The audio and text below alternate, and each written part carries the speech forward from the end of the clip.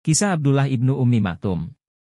Dia, Muhammad, bermuka masam dan berpaling, karena telah datang seorang buta kepadanya. Tahukah kamu barangkali ia ingin membersihkan dirinya dari dosa? Atau dia ingin mendapatkan pengajaran lalu pengajaran itu memberi manfaat kepadanya? Adapun orang yang merasa dirinya serba cukup, maka kamu melayaninya. Padahal tidak ada celaan atasmu kalau dia tidak membersihkan diri, beriman. Dan adapun orang yang datang kepadamu dengan bersegera untuk mendapatkan pengajaran, sedang ia takut kepada Allah, maka kamu mengabaikannya. Sekali-kali jangan demikian. Sesungguhnya ajaran-ajaran Rabb itu adalah suatu peringatan, maka barang siapa yang menghendaki, tentulah ia memperhatikannya. Abasa 1-2. Menurut beberapa orang ahli tafsir, 7 ayat-ayat tersebut diturunkan berkenaan dengan Ibnu Ummi Maktum. Abdullah ibnu Ummi Maktum radhiyallahu anhu. Siapakah dia dan dari mana asal-usulnya? Apakah ia mempunyai kedudukan sosial dalam kabilah Arab atau tengah-tengah kaum Quraisy? Apakah ia tergolong salah seorang penyair tenar yang suaranya berkumandang di suuk, ukas, mendeklamasikan kepahlawanan dan keutamaan suatu kabilah, lalu suaranya itu terdengar ke sana kemari, menjadi pembicaraan orang ramai? Atau, barangkali ia seorang ahli perang yang berani dan pahlawan yang tak terkalahkan di medan laga, yang dijagokan para penyair dalam syairnya. Atau, ia termasuk salah seorang tokoh yang berpikiran cerdik dan jenius, suara dan caranya diterima serta dihargai para tokoh Arab dan penguasanya? Ibnu Ummi Maktum radhiyallahu anhu bukanlah salah seorang dari mereka, bahkan namanya pun belum pernah dikenal orang sebelum Islam, apalagi orang akan mengindahkan suaranya. Ia seorang awam di kota Mekah, hidup untuk diri dan bersama dirinya. Suaranya tidak pernah didengar orang dan rupanya tidak pernah dikenal orang. Malah, namanya pun ada yang memperselisihkan. Penduduk kota Madinah berpendapat bahwa namanya adalah Abdullah ibnu Ummi Maktum, tetapi orang Irak berpendapat bahwa namanya adalah Amru bin Ummi Maktum. Walaupun demikian, mereka semua sepakat bahwa nama ibunya adalah Atikah binti Abdullah bin Emais. Dia adalah putra dari Bibi Hadijah binti Khuwailid. Matanya buta sejak kecil. Penduduk kota Mekah mengenalnya sebagai seorang yang rajin mencari rezeki dan belajar ilmu pengetahuan. Meskipun ia seorang tunanetra, namun semangatnya bergelora untuk belajar dan mengetahui segala yang didengarnya. Ia menggunakan pendengarannya sebagai pengganti matanya, apa yang didengarnya tidak dilupakan lagi sehingga ia mampu mengutarakan kembali apa yang pernah didengarnya dengan baik sekali. Dia mendengar orang-orang mustad'afin dan budak-budak, hamba sahaya, di kota Mekah bersembunyi-sembunyi pergi ke Darul Arkam untuk mendengarkan berita-berita dari langit yang dibawakan Muhammad Al-Amin. Ia merasa bahwa di Mekah terjadi pergolakan yang lain dari biasanya. Perang urat saraf mulai tampak di permukaan, wahyu yang disampaikan kepada Muhammad Al-Amin itu menganjurkan persamaan dan persaudaraan antar sesama umat manusia. Kaum musta'afin dan para hamba sahaya tertarik akan semua seruan itu. Sedangkan tokoh-tokoh Quraisy berusaha keras mempertahankan sistem kehidupan jahiliyah, tanpa mengindahkan perkembangan zaman dan tuntutan hati nurani masyarakat umum. Ibnu Ummi Maktum memutuskan untuk pergi sendiri ke majelis Ibnul Arkam untuk mendengarkan dan meyakini berita yang sedang ramai diperbincangkan orang itu. Ia mengambil tongkatnya dan mengayunkan langkahnya menuju ke sana. Ternyata apa yang didengarnya lebih hebat dari apa yang diberitakan orang, rasanya suara yang didengarnya berhasil membuka pintu hatinya dan menimbulkan rasa ketenangan serta kedamaian dalam kalbunya. Kini, ia tidak takut dan gentar terhadap seluruh kekuatan bumi, sesudah ia mendengarkan kalamullah yang diwahyukan kepada Muhammad Al-Amin dengan perantaraan malaikat Jibril, untuk mengukuhkan tauhid kepada Allah Al-Halik, untuk mempersamakan antar umat manusia, untuk menegakkan keadilan antar berbagai lapisan masyarakat, dan untuk mengumandangkan rasa persaudaraan serta kedamaian ke seluruh pelosok dunia yang sedang dilanda kezaliman dan kesesatan. Ibnu Ummi Maktum mengulurkan tangannya kepada Rasulullah Shallallahu Alaihi Wasallam menyatakan keislamannya. Keluar dari lingkungan jahiliyah, dan masuk ke dalam barisan kaum beriman, menyatakan janji kepada Allah Ta'ala dan kepada Rasul-Nya untuk mengorbankan segala-segala, termasuk nyawanya demi tegaknya agama Islam. Semangatnya untuk mengetahui agama itu lebih banyak dan mendalam, tidak tertahankan lagi. Di saat ada kesempatan bertanya, ia mengajukan pertanyaan tentang berbagai persoalan kepada Rasulullah Shallallahu Alaihi Wasallam. Apa yang didengarnya dicerna dan diresapi dengan sebaik-baiknya. Kaum Quraisy tidak mampu menumpas dakwah langit itu. Akhirnya, Mereka mengubah taktik dengan memperlambat gerak dan mempersempit penyebarannya dengan mengejar-ngejar dan memaksa para pengikutnya yang tidak berdaya dan tidak bersenjata. Akhirnya Rasulullah Shallallahu Alaihi Wasallam memberikan izin kepada para pengikutnya pergi berhijrah dengan membawa serta agamanya. Di antara para muhajirin itu terdapat Ibnu Ummi Maktum. Para sejarawan Muslim berbeda pendapat tentang sejarah hijrahnya itu. Ada yang menetapkan bahwa ia hijrah sesudah Perang Badar dan tinggal di Darul Qura. Ada pula yang mengatakan bahwa ia hijrah sebelum Rasulullah Shallallahu Alaihi Wasallam tiba di Madinah, sebelum Perang Badar. Saya lebih condong menerima riwayat yang terakhir ini, seperti yang diutarakan Abu Ishaq dari Al-Bara bin Azib, pada waktu itu, orang yang pertama hijrah ke negeri kami ialah Mus'ab bin Umair dari Bani Abdiddar bin Qusay.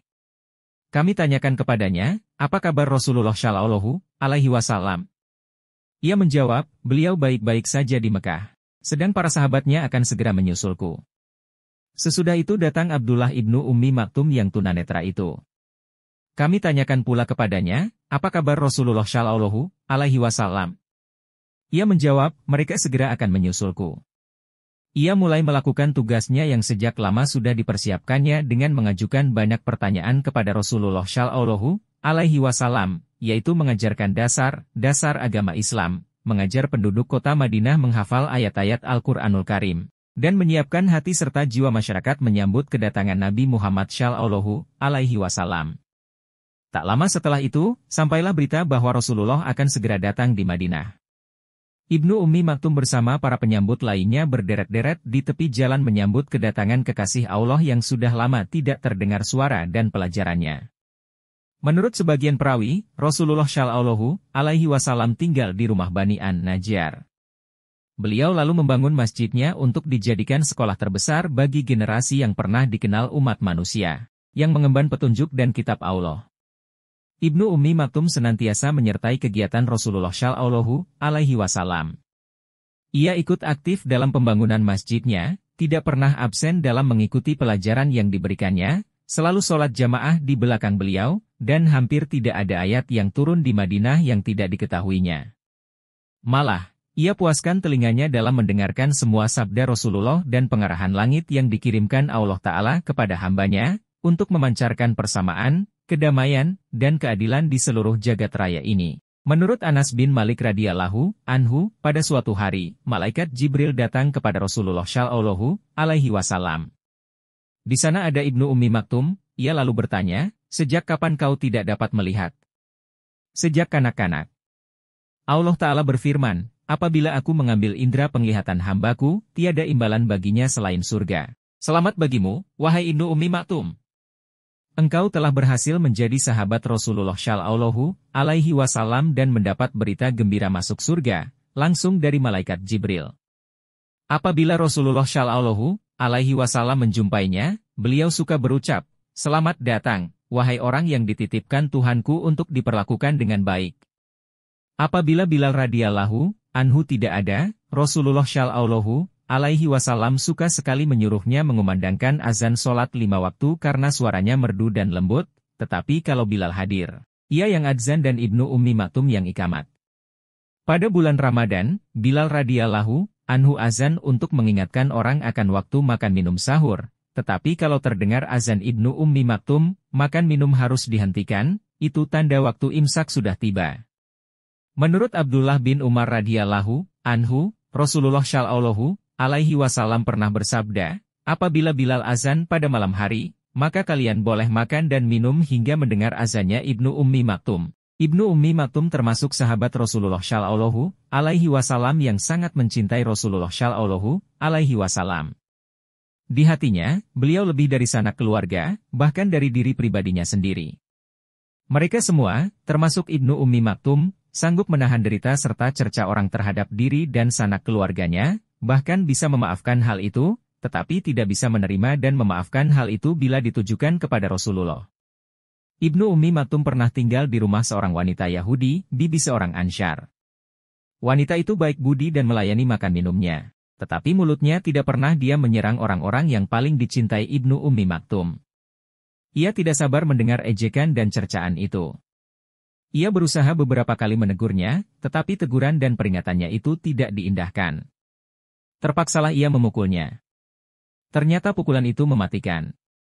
Hal ini dilaporkan kepada Rasulullah Shallallahu Alaihi Wasallam sesudah ia dihadapkan. Rasulullah Shallallahu Alaihi Wasallam bertanya, "Mengapa kau bertindak demikian? Wahai Rasulullah, sungguh, ia seorang yang baik budi terhadap diriku. Namun ia senantiasa mencela dan mencerca Allah dan Rasul-Nya, maka terpaksalah aku memukulnya untuk menghentikannya, namun kiranya ajalnya sudah sampai.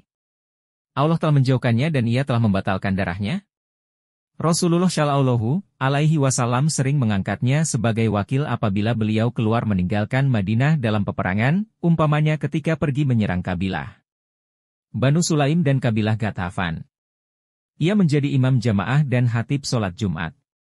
Begitu pula ketika Rasulullah pergi berperang ke Uhud, Hamra al-Asad, Bani An-Nadir, Handak, Bani Quraizah, Bani Lahyan, Al-Ghabah, Zikirat, dan Umrah Al-Hudaybiyah. Rasulullah Shallallahu Alaihi Wasallam terlibat dalam penyerangan ofensif sebanyak 13 kali, beliau selalu mengangkat Ibnu Ummi Maktum sebagai pejabat untuk menggantikannya di Madinah, mengimami orang sholat jamaah, dan lain-lain, padahal ia seorang tunanetra, demikian ucap Asy-Syafi'i. Ia mengikuti kehidupan sosial dan politik kaum muslimin, mengikuti kegiatan berbagai perutusan yang pergi dan datang menghadap Rasulullah Shallallahu Alaihi Wasallam. Ia sering sekali berpuasa dan sholat malam. Hampir seluruh masa hidupnya diisi dengan peribadatan atau ikut berperang dalam kegiatan kaum muslimin. Kemudian, turunlah firman Allah, "Tidaklah sama antara mukmin yang duduk, yang tidak turut berperang, yang tidak mempunyai uzur dengan orang-orang yang berjihad di jalan Allah dengan harta mereka dan jiwanya. Allah melebihkan orang-orang yang berjihad dengan harta dan jiwanya atas orang-orang yang duduk satu derajat." Ki. 4 An-Nisa 95. Jadi, di sana masih terdapat lapangan peribadahan yang ganjarannya lebih utama dari ganjaran yang mungkin diperolehnya. Ada suatu takarrub yang dilakukan orang, yang lebih mendekatkan orang itu kepada Allah Ta'ala lebih dari dirinya. Ia lalu merintih menangisi nasibnya kepada Allah Ta'ala, "Ya Allah, Engkau mengujiku dengan kebutaan. Apa yang dapat aku lakukan selain mengharap rahmat-Mu yang meliputi segala-galanya?" Lalu turunlah firman-Nya, yang tidak mempunyai uzur, sebagai pelengkap. Menurut Ibnu Abbas radhiyallahu anhu, ketika firman Allah, "Tidaklah sama antara mukmin yang duduk, yang tidak turut berperang, yang tidak mempunyai uzur dengan orang-orang yang berjihad di jalan Allah dengan harta dan jiwa mereka," diturunkan, Abdullah bin Ummi Maktum yang buta, tunanetra, itu datang menemui Rasulullah Shallallahu Alaihi Wasallam, lalu bertanya, "Wahai Rasulullah, Allah telah menurunkan keutamaan jihad fisabilillah, seperti yang Baginda ketahui, aku ini seorang tunanetra, tidak bisa ikut berjihad. Apakah kepadaku diberi izin tidak ikut berjihad?" Rasulullah Shallallahu Alaihi Wasallam menjawab, "Aku belum mendapat keterangan mengenai dirimu dan orang-orang yang senasib denganmu." Ibnu Ummi Maktum lalu menengadahkan wajahnya dan mengangkat kedua tangannya seraya berseru, "Ya Allah, aku memohon pertimbangan-Mu mengenai penglihatanku ini." Lalu, turunlah ayat, "Tidak sama antara mukmin yang duduk, yang tidak ikut berperang, yang tidak mempunyai uzur dengan orang yang berjihad di jalan Allah dengan harta dan jiwa mereka." Izin sudah ia peroleh dari Allah Ta'ala, apakah ia memanfaatkan izin itu? Akan mengikuti pasukan Islam yang menuju ke Al-Qadisiyah. Ia ingin memperoleh ganjaran seorang mujahid. Ia memohon kepada komandan perang, "Hai kekasih Allah, hai sahabat Muhammad Shallallahu Alaihi Wasallam, hai pahlawan perang, serahkan bendera perang itu kepadaku. Aku seorang tunanetra, tak mungkin bisa lari. Nanti tempatkanlah aku di antara kedua pasukan yang berperang." Menurut Qatadah, Anas bin Malik radhiyallahu anhu berkata, dalam perang Al-Qadisiyah, Abdullah bin Ummi Maktum memegang bendera hitam dan memakai baju besi. Ia lalu kembali ke Madinah dan meninggal dunia di sana. Semoga Allah Ta'ala merahmatinya, amin. Sebab turunnya ayat. Menurut Ibnu Abbas radhiyallahu anhu, ketika Rasulullah Shallallahu Alaihi Wasallam sedang menerima kedatangan Utbah bin Rabi'ah, Abu Jahal, dan Al-Abbas bin Abdul Muttalib, pada waktu Rasulullah Shallallahu Alaihi Wasallam berusaha keras menawarkan Islam kepada mereka supaya mereka beriman, tiba-tiba datanglah seorang tunanetra yang dikenal dengan panggilan Abdullah bin Ummi Maktum. Ia minta kepada Rasulullah Shallallahu alaihi wasallam supaya kepadanya dibacakan ayat-ayat Al-Qur'anul Karim, "Ya Rasulullah, ajarkan kepadaku apa yang diajarkan Allah kepadamu." Rasulullah Shallallahu alaihi wasallam lalu mengerutkan mukanya dan memalingkan pandangannya, kesal kepada omongannya. Ia lalu meneruskan pembicaraannya melayani tamu-tamunya. Sesudah pertemuan itu usai, beliau terus pergi dan keluarganya meninggalkan tempat itu, kemudian turunlah ayat, Abasa wa Tawalla. Sesudah ayat-ayat itu turun, Rasulullah Shallallahu alaihi wasallam sangat menghormati Ibnu Ummi Maktum. Kalau ia datang, selalu ditanyakan, "Apa keperluanmu? Apa perlu bantuanku?" Kalau ia hendak pergi, selalulah ditanyakan, "Apakah kau memerlukan sesuatu?" Seorang miskin yang tunanetra itu datang menemui Rasulullah Shallallahu alaihi wasallam seperti biasanya ingin belajar dan memperdalam agama Allah Ta'ala. Kali ini, Rasulullah Shallallahu alaihi wasallam sedang sibuk melayani beberapa tokoh Quraisy, dengan harapan kalau mereka masuk Islam maka akan meringankan tugasnya dan akan memudahkan perkembangan agama itu karena merekalah yang selalu merintangi perkembangan Islam dengan harta, kedudukan, dan wibawanya. Mereka berusaha keras menghalang-halangi orang dari agama Islam dan menyempitkan ruang gerak dakwah dengan berbagai cara sehingga hampir tidak berkembang di Mekah. Orang-orang di luar kota Mekah sudah tentu sulit menerima agama baru yang ditentang keras oleh orang-orang yang paling dekat dengan penganjurnya. Rasulullah Shallallahu alaihi wasallam menyibukkan diri dengan orang-orang itu bukan demi kepentingan pribadinya, tapi demi kepentingan pengembangan Islam dan kepentingan kaum muslimin juga. Kalau mereka masuk Islam maka diharapkan semua rintangan yang membentang di hadapan para dai dan dakwah Islam bisa disingkirkan. Ibnu Ummi Maktum mengulang-ulang harapannya itu sehingga Rasulullah Shallallahu alaihi wasallam makin kesal dan gusar karena ia telah mengganggu pembicaraannya dengan para tamunya itu. Rasa benci nampak di wajahnya dengan mengerutkan mukanya dan juga memalingkan pandangannya. Di sini, Allah berfirman dengan jelas dan tegas, dan mencela sikap Nabi Shallallahu alaihi wasallam seorang yang memiliki akhlak yang luhur. Firman-Nya, dia, Muhammad, bermuka masam dan berpaling, karena telah datang seorang buta kepadanya. Tahukah kamu barangkali ia ingin membersihkan dirinya dari dosa? Atau dia ingin mendapatkan pengajaran lalu pengajaran itu memberi manfaat kepadanya?